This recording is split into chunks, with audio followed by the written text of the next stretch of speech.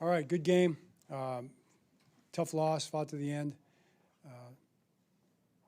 4 games left, season's not over. Fighting for the AFC North for the next 4 games. That's where we stand. What questions do you have? John, on the replay, it looked like Isaiah had gotten 2 feet down. What was the explanation that was given to you on the sideline? Yeah, the explanation was the 3rd foot didn't get down before the ball came out. That's what they said. Do you believe it should have been touchdown? You know what? I believe a lot of things. I think the play with I think the Aaron Rodgers play. I mean, just talking about rules here. It's not an officiating issue. It comes from New York, but you know, when you're making a catch, you have to survive the ground. You know, he didn't survive the ground. He's not down by contact. He was catching the ball on the way down with another person. So you got to make a catch there and survive the ground. I don't know why it was ruled the way it was on that one. So all those things, I'm sure they'll explain to us, but they had plenty of time to look at it, and they're the ones who are the experts on the rules. So that's how it works. How was the Rodgers play explained to you that he was just down with possession of the ball? Mm-hmm. John, what did you see on the Travis Jones penalty on the field goal that gave them? I didn't see head and neck contact. That's what I did not see. So, which you need to have head and neck area contact there, and it's got to be forceful, you know, contact, not incidental contact. I didn't see any contact myself. John, how do you talk to the players when, in a game where you feel like some of the calls might not have gone your way? How do you address and kind of take this loss and try to explain that to you and your players? Yeah, I mean, the players don't, they know. They've been in the NFL. They know how this stuff works, and I tell them basically we don't make any excuses. We don't point any fingers. That's not what we do here. We never have. We walk out here with our chest out and our chin up, and we look to the next game, and we are fighting still for everything that we want to accomplish, So it's tough. It's been a tough, challenging road for sure, but that's where we're at, and we will keep fighting, and we believe we can get it done. John, from that last drive of the second quarter to almost the end of the game, is that kind of the Lamar that you're familiar with seeing and sort of the competitive level that you're I thought Lamar played really well. Yeah, to your point, yes. I mean, I thought he played really well, and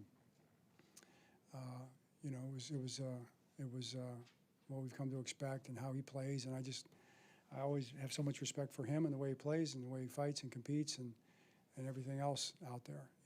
When the game's starting, the lights come on. There's nobody you'd rather have. John, on the touchdown they scored in the second half, where Warren just goes down the sideline, what broke down there? Yeah, that was a lot of breakdowns. A lot of misunderstandings, I guess you'd say, guys.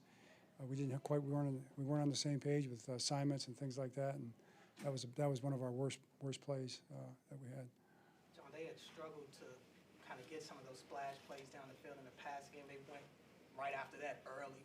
Why do you think they had success in that? Well, I think they completed some passes on the sideline. Some press fades. That's what they completed them. That was 3 or 4 of them, and then they had that play that was it was just not well executed by us in terms of the pressure on that. John, how serious is the Keaton Mitchell injury? We'll evaluate tomorrow. We'll know more tomorrow. That's one that's going to have to take some look at tomorrow. John, on the last offensive drive, it looked like there was some confusion between Lamar and the receivers. Obviously, you'll have to go back and look at it, but what did you see from the field level?